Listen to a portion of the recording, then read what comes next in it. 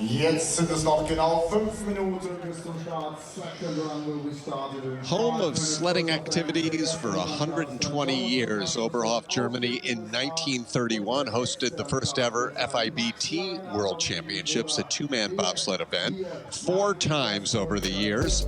The Luge World Championships have been here, most recently in 2023. Meantime, this season, 2 World Cups being staged here in Thuringia. Men's singles earlier today. In third place in run number 1, Nico Gleicher. The Germans, who were shut out of the podium last time we were here in Oberhof, have the top 2 positions, with 52-time World Cup winner Felix Loch leading the way, and the hottest luger over the past 3 seasons, Max Langenhan, with a fairly safe lead after run number 1 in search of his 18th career World Cup victory, all of those wins in the last couple of seasons. Welcome back to the coverage. I'm Tim Singer, joined by Team USA's 3-time Olympian, Summer Britcher. Summer, you were just outside of the booth after the first run. Tell us about the conditions. We can see what we see, but how does it feel? Well, I'm not too happy I left my rain jacket at home. Okay. It has gotten a little bit warmer, a little bit more rainy out. In the first run, we saw the ice hold up shockingly well for the conditions, and with fewer sleds in this second run, I actually don't think we should expect the weather to play too much into affecting how you do based on where you are in the order. In case you missed it yesterday, 2 doubles races and women's singles, and all of those races were won by either Germany or Austria. But as we mentioned in run number 1, track records fell in all 3 of those races despite warm conditions. Now, as far as the track, no record earlier today. We don't anticipate that happening, but tell us a little bit more, Summer, about some of the challenges we saw in run number 1 here in Oberhof. So Oberhof is a unique track because it's only a luge track, not bobsled and skeleton. So a lot of the transitions are shaped a lot differently than we're used to seeing on other tracks in the world. And so it's so important to have a lot of height in some of these curves to really swing you from curve to curve, build momentum. However, when you aim just a little bit wrong and that height's in the wrong spot, it can send an athlete too early to a curve, causing big skids, big mistakes, as well as we've seen a lot of mistakes in the lower part of the track. But here we have our POV video. Starting up top, we see some long curves. So important to really stretch back and be smooth. This is curve 7, and now this sets up into these big swinging curves. Curve 8, you need a lot of height to swing into curve 9, swing into curve 10, to get off and have an early entrance to curve 11, and that's where we saw a lot of mistakes. A lot of small mistakes, but they cost a lot of time. Now here's curve 13. This is where we saw a lot of more visible mistakes in this straightaway. We saw athletes skidding, hitting the wall, coming late to this final curve, this kreisel, which is a full curve that crosses over itself, so a full circle. And we saw a lot of athletes having mistakes in that lower part, which don't cost quite as much time, because the further down the track you are when you make a mistake, the less time it has to impact you. But still, it will cost you a few positions. Beautiful panorama, and I mean that literally and literally, because not only the scenery, but the hotel up in the distance is called the panorama. The panorama, that's right. You could kind of see in that last view some of the woodworking coverage of the track that I was talking about earlier. It's really beautifully done. They have these new wood and metal covers that were part of the renovations a few years ago. As we look at page number 2, you can see Max has a pretty good lead. 1700s is a lot in the sport of luge. There will be a good fight, if all things are equal, without mistakes, between places number 2 and 6 or 7, perhaps, between all of those Austrians fighting to get on the podium positions. Really quickly, you've mentioned several times how luge is the only sport competed here. However, bobsledders have over the years trained here, and Oberhof has produced some great Olympic champions in the sport of bobsleigh, including Wolfgang Kindl and Andre Lange. And in some ways, Summer, that may make them better bobsledders if they can handle this course. Maybe. I know they definitely can't take a 4-man down this track. I don't think it would fit in the transitions, but I think maybe monobob. And I've seen some skeleton athletes train here before, but they don't even have, they normally, for bobsled and skeleton, they have a different entrance to the track. They have a long, flat ramp, because because they actually run to start their sled, and they don't have that here. So Right. it kind of minimizes their training, but maybe makes them focus on the ice and actually sliding a little bit more than their start times. Johnny Gustafson of the USA went off early. He had a lot of mistakes in run number 1, and coming off of a 20th place result last week in Wintersport, he'll look to put down a clean one here and then at least move up perhaps into the middle teens with his placing. That's right, and it's being 20th is an interesting place to be in now with this format this year, because obviously, you would have hoped to have done better in the first run, but he has nothing to lose. He can't drop back. He knows he's 20th or better, so he can only move up, only improve his standing, so he can put everything on the line in this run and really lay it back. So far, he is having a better run than the first run.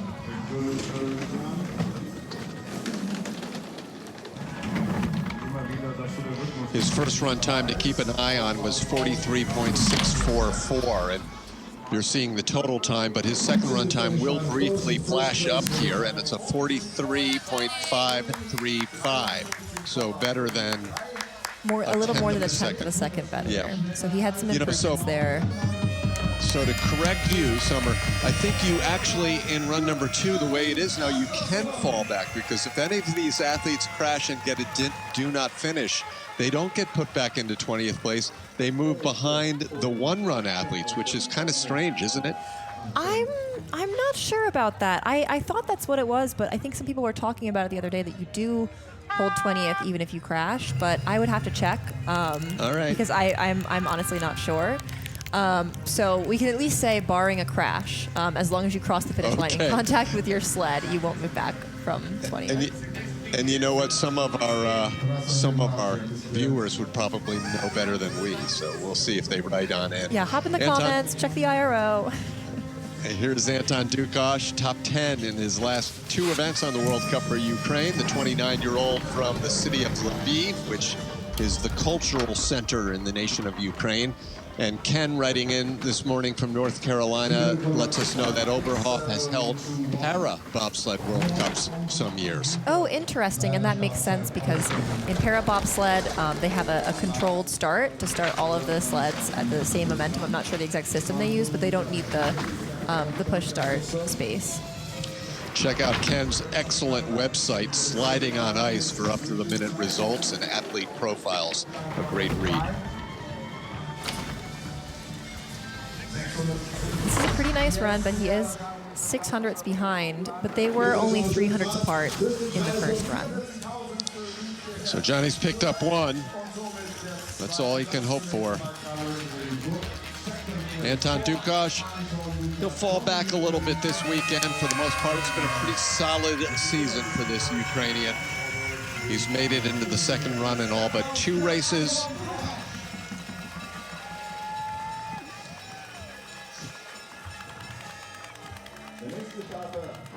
Anton will be in competition.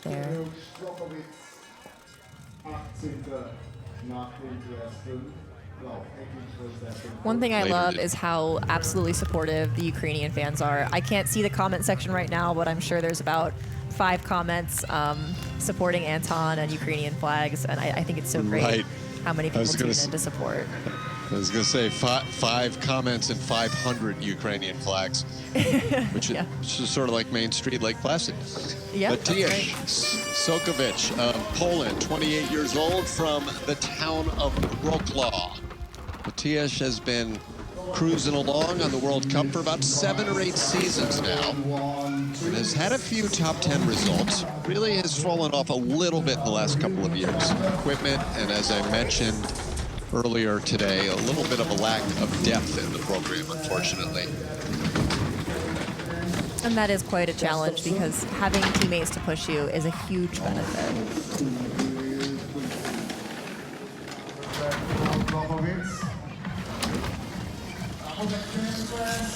He's dropped his feet there a little bit to help with his correction and make sure the sled stayed straight and on line. So that cost him some time, but it's better to drop your feet than to go totally sideways into a curve. So he did what he needed to do, and he maintained his position. And I ask this often, I'm interested in your take on it. Is the dropping the feet an instinct or a conscious maneuver to right the sled, or can it be both? It can be both. So, you know, when you're first learning, dropping your feet is like an instinct. It's a panic. It's wanting to stop. But you see here the way he does it. His sled is about to lose total control, and he uses that foot drop to very calmly steer the sled in a way that probably maintains stability more than with the pressures that were impacting the sled. Sometimes dropping your foot, it's frowned upon, but it can maintain a little bit more stability while you correct the sled. James Berezich, as you see, 17th after run number 1. That actually equaled his start time as well. He was the 17th fastest start. Latvians are usually pretty quick up here at the top of the track. So far, the second fastest start time behind Sokovic.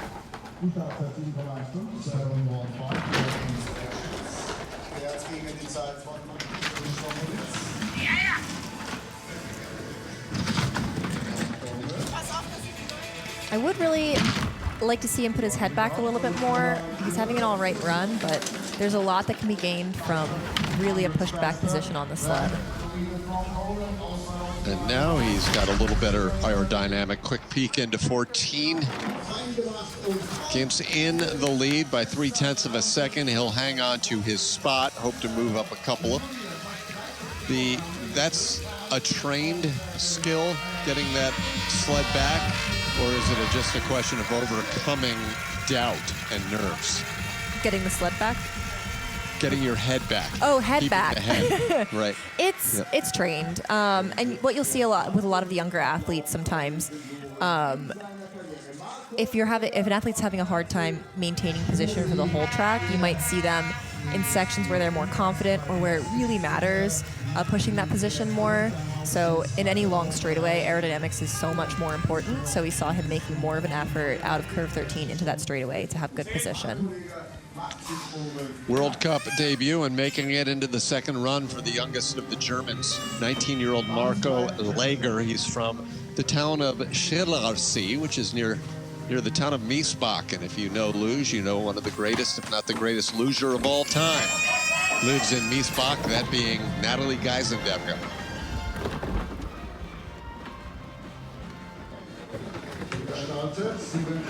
Two-time defending world junior champion.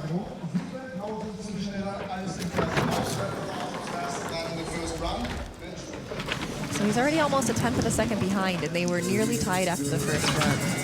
So he'll have to execute this bottom section of the track probably perfectly in order to make up that deficit. And it's building to 1/10.5, so I don't think we'll see him maintain his position, but dropping back one spot is what he's shooting for now. He doesn't know that's what he's shooting for. He's shooting to win, but we'll see. That's right, he does. He falls back one spot ahead of Poland, behind Latvia. It'll be interesting to see. I have no updates on David Nussler, who injured himself a couple of weeks ago. Germany, of course, can field 4 at the World Championships, and if Nussler can't go, I wonder if they'll take Marco Lager, whether someone else is waiting, or they'll race with 3. Well, I hope to see David Nussler in Whistler. It's such a horrible thing when an athlete has to sit out due to injury. So hopefully he's ready to compete in a few weeks.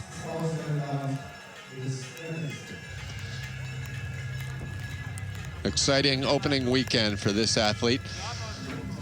As run number 2 continues here in Oberhof, Germany, Tim Singer along with 5-time World Cup winner Summer Britcher, Kaspars Rinks of Latvia, grabbing those handles. As you mentioned, Summer, in run number 1, it's a very precarious start ramp for the men. That's right. It's very short, and it does smoothly go right into the first curve, which should make it easy. But because it's such a short ramp, it's tough to actually get strong, powerful paddles in and get a good settle in before the curve starts. So it's almost a little bit of a rush to get a competitive start in before you need to be in your sled, sliding, ready to go.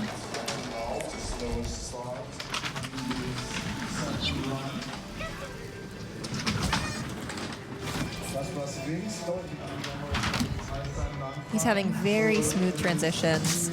I spoke a little soon there. He hung on the end of curve a little bit, but he handled that very well, stayed so calm with that mistake. What are the hands holding on to? Anything? Are there handles Yes. on the side of the sleds? So we have handles that attach directly to one of the front bridge, which is actually what you see coming out of the pod and connecting to the coofins. So the handles are a way you can really directly manipulate the bridge to steer, as well as steering against the coofins. That's fascinating. And it's also a little extra insurance that you'll hang on to the sled if there's a crash. Definitely. Which is required, basically. Yes, it's one of the number one rules when you start sliding is if you crash, you hold onto your sled, because it's not only, you don't want to break your equipment if you let go of your sled. It's at much more risk of getting damaged, but it's dangerous for the athlete as well, and potentially spectators. So it's important to try your best to try to hold onto your equipment when things go wrong. Leon Felderer's 24-year-old athlete, part of the military program out of Latzfans, South Tyrol. His lists as his favorite luge athlete, Armin Zugler, which is probably required among these Italian athletes to say Armin, but of course Armin is a hero to many in this sport. Arguably, maybe one of the best 6 Olympics, starting at 19 and an Olympic medal at every one. Nobody else has a statistic like that in any sport. Right. We hear about Michael Phelps and all of these guys racking up 30 Olympic medals, but they have 7 or 8 events. That's Armin right. had 1 event in 6 Until different Olympics. 2014 was the first Olympics where we had a second medal event for luge. Right, exactly. Big mistakes there. Oh, wow. Wow. Leon over, hanging onto the sled, getting a finish time, and will race later today. That has to hurt. That was really an impressive way for him to fight every single second of that almost crash.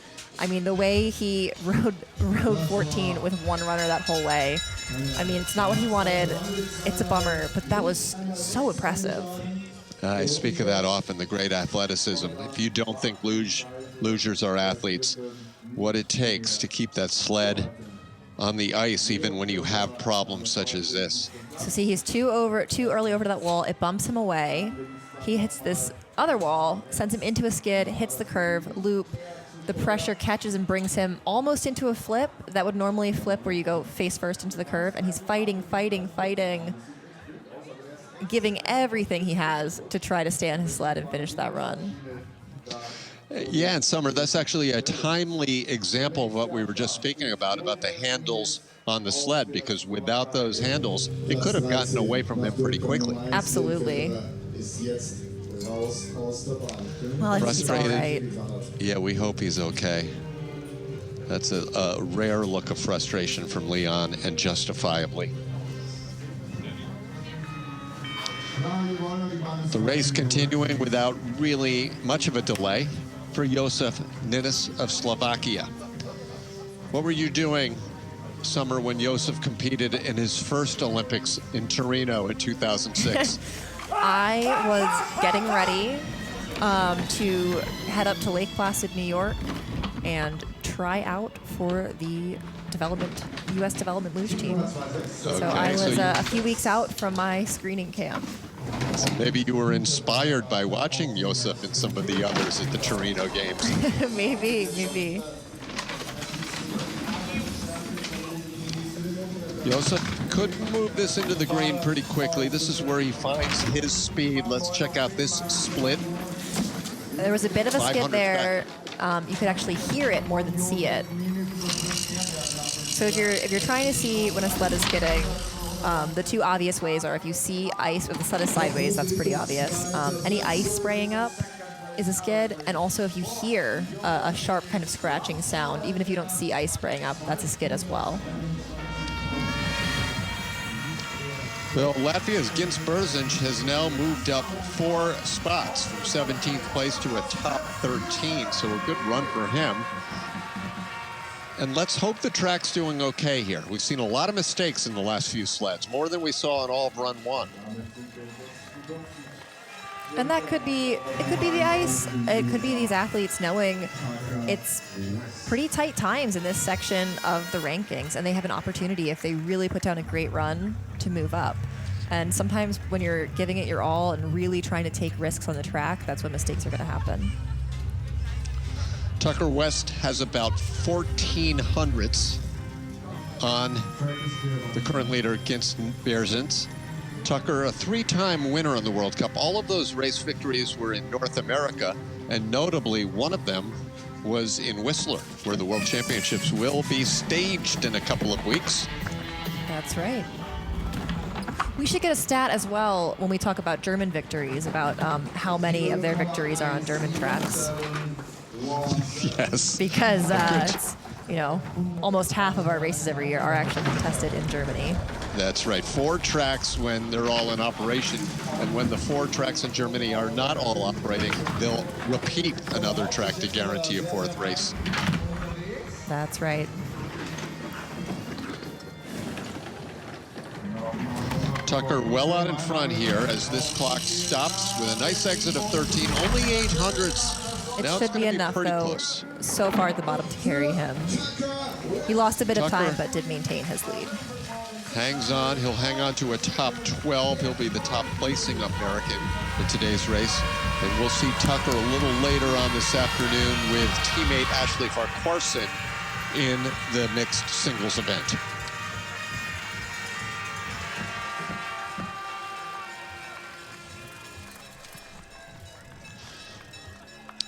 It was only the 3rd fastest start time, and Tucker is regarded as the fastest starter in the world. I don't think there's any doubt about that, Summer, but different tracks suit different athletes. Definitely. Both on the start and the whole way down the hill, different tracks suit different athletes. And something Tucker's exceptionally strong at is the reaction start, which we'll see later today. So the women go first in mixed singles? No, the men go first. Oh, but they have a reaction? Yes. Okay. I think so.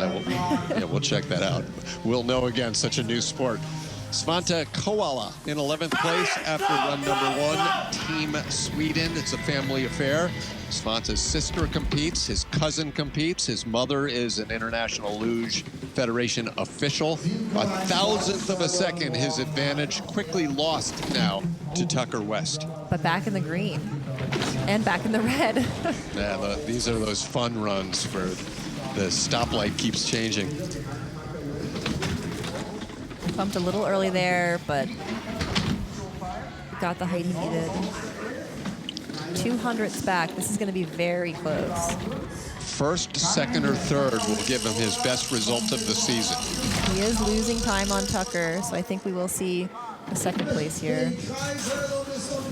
And we do. 500ths back. Tucker moves up 1 spot, and for Koala, this 12th place finish as his mom watches Ann Koala over on the left. This will be maybe a career best, certainly a season's best on the World Cup for this Swedish athlete. That's right, and there's still room to improve. 12th. Yeah, it's great. At worst. Training with the Austrians doesn't hurt. No, definitely not. We have several partnership programs like that. Team Japan with Team USA, Swedish team with the Austrian team, Team Australia with the Canadian team, Swiss with Germany, and Argentina with Germany.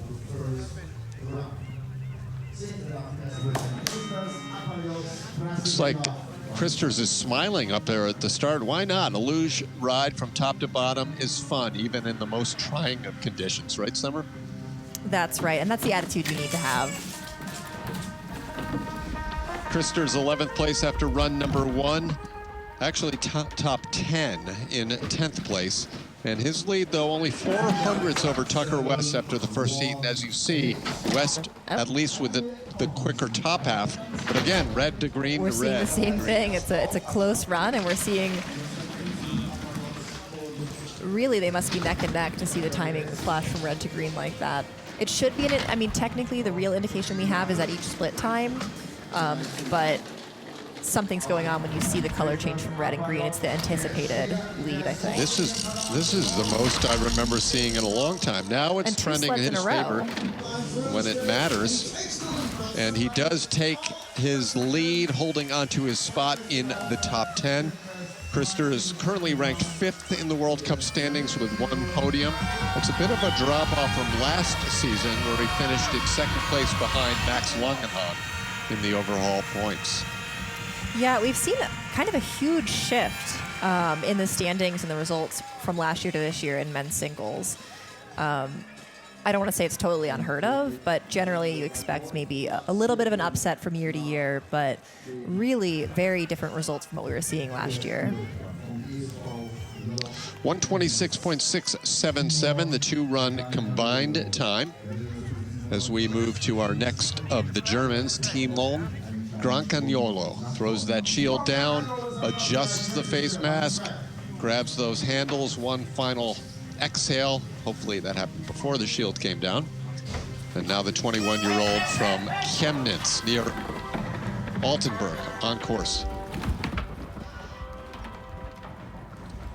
Really quickly, Summer, with the World Championships coming up, I ask a lot of the commentators this same question, but the Olympics are 4 runs, the World Cup is 2 runs, and the World Championships basically mirror the World Cup. So what makes that race in Whistler so special other than it being called the World Championships? Well, everything only has the importance that we give it, right? Right, okay. It was previously a more unique format with having the cut after this for the second run to top 20. Now the World Cup format is more similar. Small difference, I believe 10 athletes from the non-seeded group will go first in the singles events, at least. So it'll be slightly different, but yeah, it's World Championships. For me, that's enough. Just knowing that this is the race we've decided is the big one and what we've been working towards all season. A lot of enhanced ceremonies and pageantry. As you just saw, Grancagnolo behind Aperiod's by 1,000th of a second. Now, I asked Emily whether she thought maybe the World Championship should have 4 runs. What do you think? I don't feel too strongly either way. I could see the benefits to either side. I think bobsled and skeleton does it that way, so it's the same format as the Olympics. It would be really nice to have that type of experience. It would make the Olympics a lot less stressful. But it's quite a lot of racing at World Championships already. So I think adding in 2 more race runs would really make it a bit more of a marathon than a sprint. But I could see benefits to either format, honestly. Austria's Alex Ferlazzo with very much an up and down season that has been up the last few weeks. The 5th place finisher at last year's World Championships for Australia. Very late to curve 8 there. And he bumped early to curve 11, but got a little lip in the sled. Yeah, his run started out really nice, but he's just sort of having mistake after mistake. He is minimizing them, but I'm not surprised to see the time dropping away here with those mistakes. He'll fall back 4 or 5 spots, 7 spots, 127.033, and what has been a frustrating, somewhat mysterious season for Alex Ferlazzo. He's comfortable in Whistler, where he's done a lot of training with Team Canada. And we'll see him later today with Natalie Mogg of Switzerland, who comes off of a podium of her own. Really so much height there, and then you see him bump that transition, get a little skid, a little lift on his sled. Sort of hangs here on the end of the curve too much. His steel slaps down onto the ice and then sends him too early to curve 12.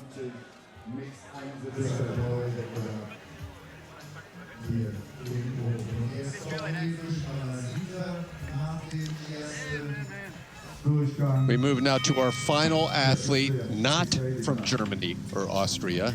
This is one-time World Cup overall champion, Dominik Fischnaller. 3 paddles, pretty smooth settle, and smooth is an adjective you can certainly apply to Dominik Fischnaller from top to bottom. Absolutely. He's a very consistent, very smooth slider. Sometimes the speed is there, sometimes it's not, but generally he puts together 2 quality race runs. Bronze medal winner at the Beijing Olympics. This season's World Cup will conclude on that track in China.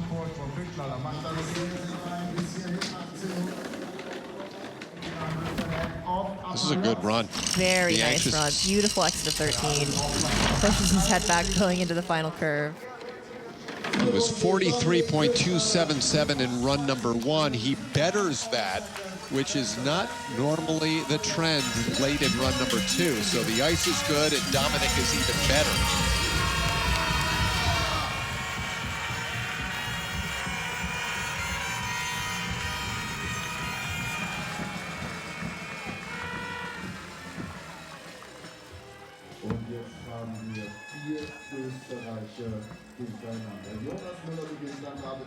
Really pushes his position there. That was a fantastic run from Dominic. He can be proud of that. He just said hi to Emily, I believe. And we moved to the Austrians, and Jonas Müller, it's scary to think how fast his time would have been in run number 1, Summer, because as you'll recall, he had about as many mistakes as anyone, and despite that, he's in 6th place in this race. That's right. Well, with that, you know, everyone behind him that had good runs is very frustrated, but if I remember correctly, most of those mistakes were lower in the track. So he had the speed. So he had the speed, and it definitely cost him, but not as much as having those same mistakes in any other spot on the track. Sure. Jonas, one of the few Austrians not from the Innsbruck area. He grew up in the far west part of the country, where they now have a track in Bludenz, Austria.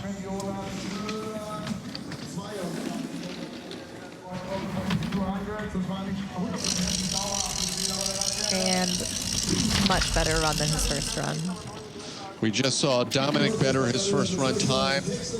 As far as Jonas, he's actually a little off of his first run pace. He has a 43.147 in run number 1. He's about 600ths behind that, but he does hang on to his spot in the top 6. And that was actually, that second run was behind Dominic's second run, so with a cleaner run, I would have expected to see him go a bit faster, so I'm wondering if they chose to go with a bit of a safer setup. And that bumped a bit early there, but we see that from so many of the athletes. So it's possible that up top they said, hey, we're going to back off, have a little bit more of a stable setup, and just go for a smooth run over speed. But those are the secrets. It just doesn't seem like that doesn't seem like the Austrian way, though, does it?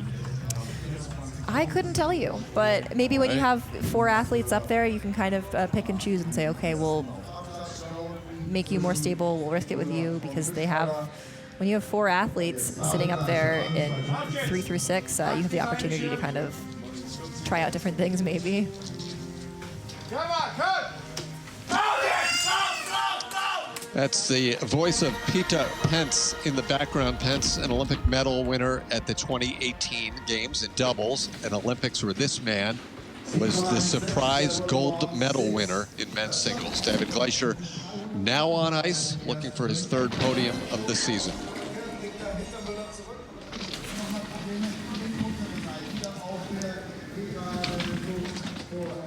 He's behind his teammate more than halfway down the track. Over a 10th behind. We may see him, but now he's gaining back time. But he had a little bit of steering in the straightaway to 14. Can't quite catch it, but you're right, Summer. He really cut into Jonas's lead over those last 4 or 5 curves. Yeah, at the end, towards the end there, I thought we'd see him come down behind Dominic, but he really found some speed at the very bottom of the track.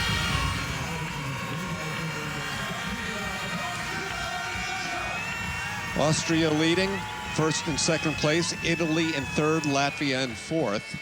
We've got our top 4 still getting ready at the top. Wolfgang Kindl nach dem ersten Durchgang fährt jetzt gegen die Zeit von Jonas Müller. Es steht fest, wir werden mindestens eine Österreicher. Peter's not too happy with that one. The 3rd of the 4 Austrians getting ready now. Wolfgang Kindl. Not only did the Austrians sweep 1, 2, 3, 4 at 2 of the races this year, including here in Oberhof, I believe maybe only 2 or 3 times this season has there been no Austrian in the top 10. That's how deep and dominant this nation has been, but they're still trying to catch up to the Germans here in this men's singles race. Kindl briefly behind Jonas Müller. We anticipate that'll turn green if Wolfie does what Wolfie normally does. This next split will be a great indication of that.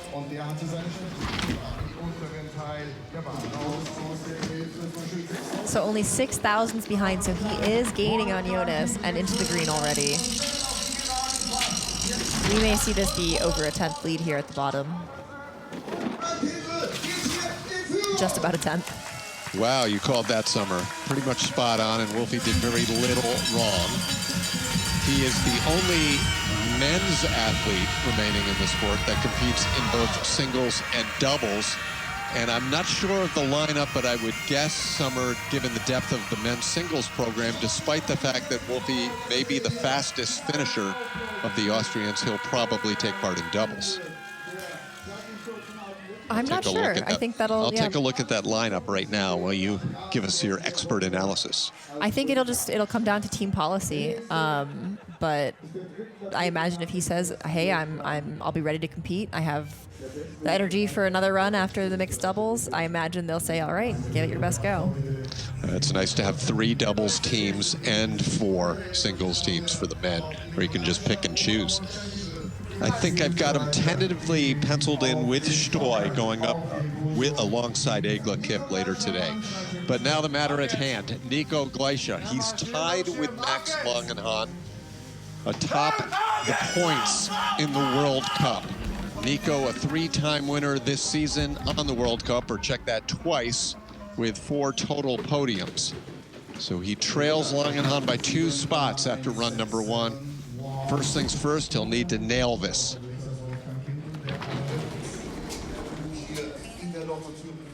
So far, really beautiful run from Nico.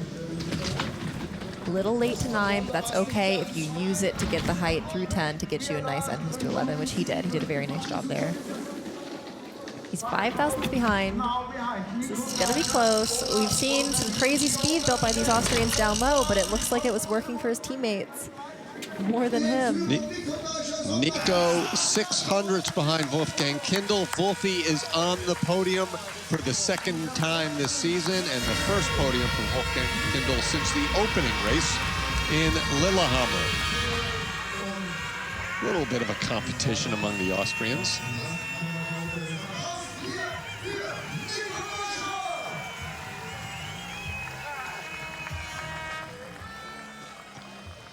Didn't seem too many problems, did you, Summer? No, I mean, he was a little, I think I said early to 9. No, he was late to 9. I don't remember. He did something wrong going into 9, which gave him a little bit too much of a swing into 10, but he handled it very well. I mean, really, overall, it looks like a great run. So it just comes down to sometimes things we're not seeing, how they're blending onto the curves. I mean, when you have teammates and you're seeing different things, you can't really point to the equipment. You can't say, like, okay, well, Sure. Maybe it's a better setup. They have the same coaches working on those sleds, the same knowledge. So it's coming down to who's sliding better. That may not be the case for the next 2, with Felix Loch and Max Langenhan from 2 different regions in Germany. So the Germans now have a little bit of extra breathing room. Here's Felix Loch, one of the greatest all time, and he'll be headed back to Korea later on this season, where I'm sure curve number 9 in Pyeongchang has been haunting him for the past 6.5 years. So he'll look to get a little bit of a revenge. I think his big error was further down the track in the 4th run. It was out of curve. It was 14-15, either out of 14 or out of curve 15. Okay. Yeah.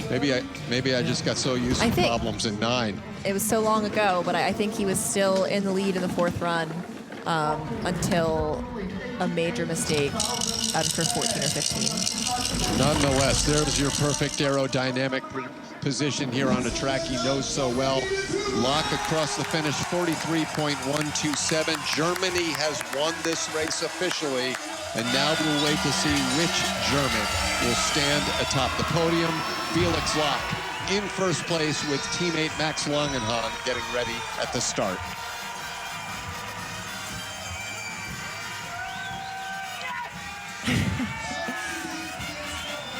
It's fun how it's still exciting after all of these years. Summer, you've been at it for so many years, and it really doesn't get mundane, does it? No, and you know, people wouldn't still be here competing if they didn't still love it. And Felix, I think, very clearly has so much love for the sport still. I believe I think his son has started sliding, so getting the third generation. I'm ready as well. So it seems like a generational family endeavor for the Loch family, and I think that's a really beautiful thing to see. A win for Felix would be career victory number 53 on the World Cup, as his dad celebrates as well. 53 would be just 4 wins behind the great Armin Ziegler in the all-time list. So a hug from Patrick Leitner, and they will both turn their attention to the top.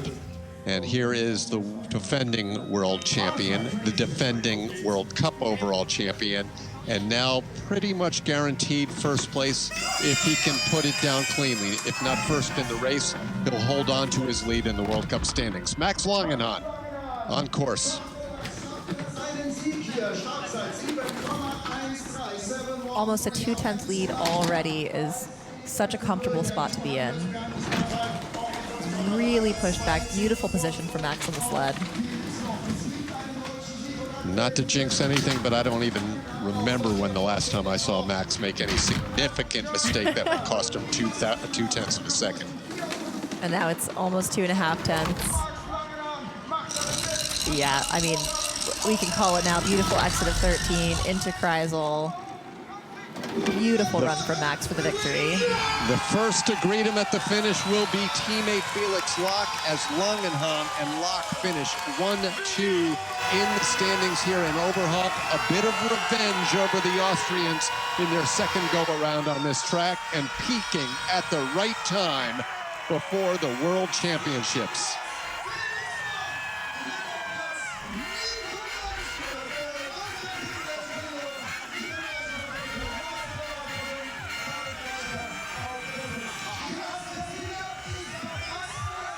I love it, Summer. Felix is so exuberant and Max is so chill. It's a great balance to have with teammates. Right.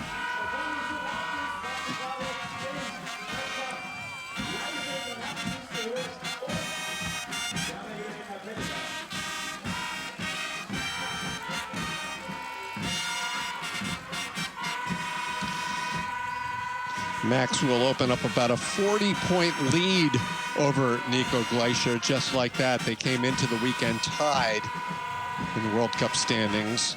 But now Max is placing himself as the man to beat, as he was in each of the last 2 seasons. But it's certainly not over yet. Only a 40-point lead. That could change in one race. Absolutely. 40-point lead heading to 2 relatively neutral tracks in Asia. That's right. I don't think Nico or Max has been to Korea, to the Pyeongchang track. That could very well be. As you see, 2300s, Langenhan over Loch. The Austrians packed together as they usually are. 3rd, 4th, 5th, and 6th. Fischnaller in 7th. Tucker West makes his way back into the top 10 here in run number 2. Great showing for Svante Koala. Terrific to see when in 11th. Alex Ferlazzo drops back a little, but still has one of his better results of the season, and we count them down to Leon Felderer, not to mention all of the others who took part in run number 1, many of whom we'll see in just a little bit in mixed singles. So, Summer, I'm going to let you have a hasty exit because I know you have to prepare for your race. Thanks a lot, as always, for the incredible commentary. Thanks for having me, Tim. Sure. The best of luck to you and Johnny.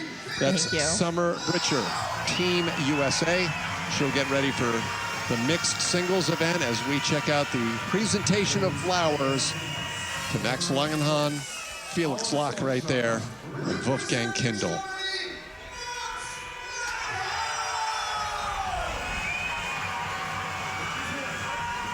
For Max, this is career World Cup win, number 18, all of them over the past 3 seasons, 13 of them in the 2-run split, or the 2-run format.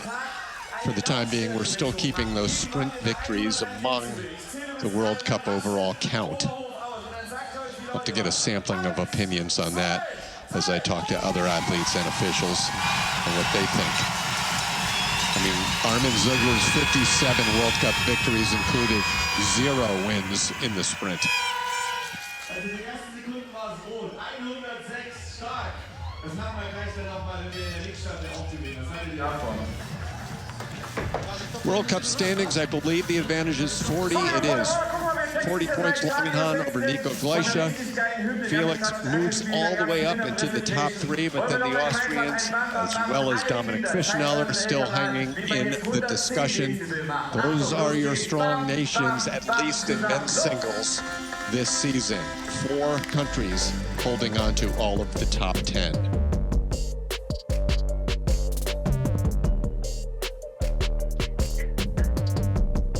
Third place goes to Wolfgang Kindl, the Olympic silver medalist with his second podium position. Impressive when you consider he has a slew of podiums as well in doubles this season. Felix Loch, there have been very few seasons where Felix hasn't won at least one race. He's still looking for his first victory, but he has been very steady. And Max Langenhan, clearly the best athlete in this sport over the past 3 seasons, maintains his advantage over the rest of the pack with a convincing win here on his home track, one of the most dominant performances of the season in terms of time advantage over the rest of the field. Just standing by for the interviews now. Wolfie, congratulations being back on the podium again. How do you feel, especially after your crash that you had last week? Yeah, it's amazing. Almost could not believe it when I saw the one in the finish, and my colleagues, they fell back. Yeah, so it's great, especially in Oberhof. It's not really my track because the start is really important, and I was really slow today at the start. But the performance in the track, it was really great. The material, the works perfect, and yeah, really glad to be on the podium. It's awesome. Thank you. A clearly satisfied Wolfgang Kindl, who for the second time this season makes it onto the podium in both singles and doubles at the same race.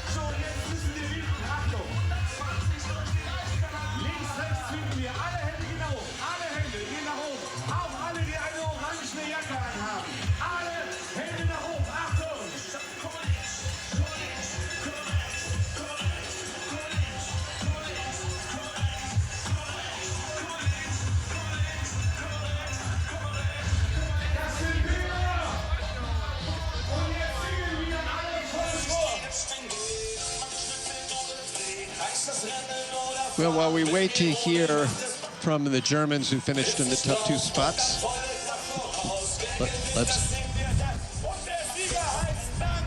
we will check out some highlights and hope to hear from them in a little bit, but we'll reset the stage for the second mixed singles and mixed doubles competitions of the season coming up in just a few minutes here in Oberhof. So until then, for my broadcast partner, Summer Britcher, as well as our entire FIL production crew, I'm Tim Singer. Thanks for joining us, and we'll see you right back here in Oberhof really soon.